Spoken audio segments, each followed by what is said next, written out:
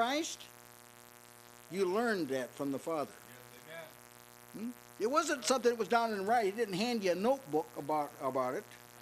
But you had this inclination. You learned something. You learned, I've got to go to Jesus. I've got to get what Jesus has to offer. You learned from the Father.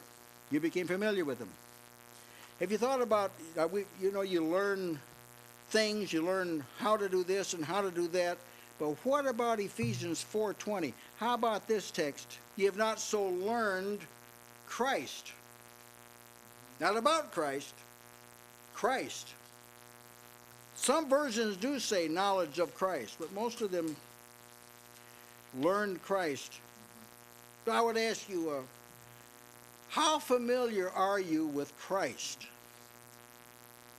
It became fashionable, some time ago, people wear a little bracelet. What would Jesus do? I never talked to anyone that said that bracelet imparted some bit of knowledge to them. They always ask this question, what would Jesus do?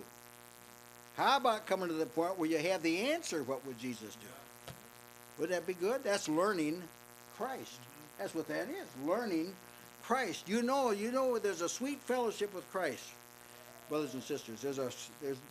Nothing can compensate for a day in the courts of the Lord and for spending time with Christ. Nothing can compensate for that. And I will tell you that a person who has experienced this will do anything to be familiar with Christ. The advantage is Christ is Lord of all. He's Lord of all. So whatever you need, he's got. Whatever foes against you, he's over them. There's no inadequacy, no deficiency with him, see? So to learn Christ, so that you say, that Jesus is doing that. Well, that's what the Lord said. You're able to recognize and pick up on it. Like John did when they caught that great catch of fish and Jesus was on the shore, and John said, it's the Lord. He'd learned Christ. And one other thing before we close here tonight. You want to learn about God from Christ. Now this text is found in Matthew 11. The whole passage is 27 through 30. He said in 27, no man knows, recognizes, discerns the Father but the Son. That's the way it is. And no one knows the Son but the Father, and no one knows the Father except the Son, and he to whom he wills to reveal. That's Matthew 11:27. So who does Jesus want to reveal him to? That's the question. See, is it me or is it you? Who? He says, the 28th verse says, come. Come unto me, you that labor and are heavy laden. Take my yoke upon you and learn from me. And you'll have rest to your souls. Who does Jesus want to show the Father to? And those who will come to him. Amen. That's it. Not those who are smart or reach this certain level of understanding. No, those who come. And learn from me. Let me be your teacher about God. This is the learning that relieves the burdens of life. This is. I've lived long enough to be familiar with burdens.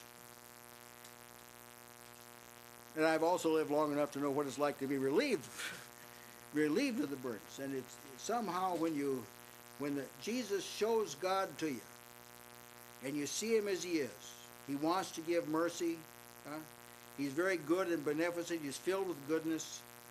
He's looking for someone who just has a humble and a contrite heart, spirit. He's looking for this kind of person. A person who knows I can't do it, but they know it.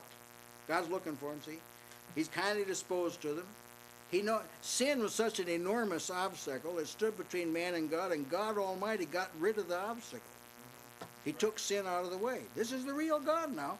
And once you see that, and Jesus will confirm this to you, you have no trouble coming to him at all. See? So I would ask you to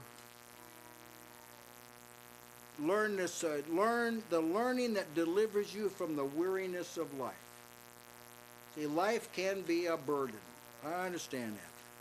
But it doesn't have to be a burden. I will give you rest. How? By showing you the Father.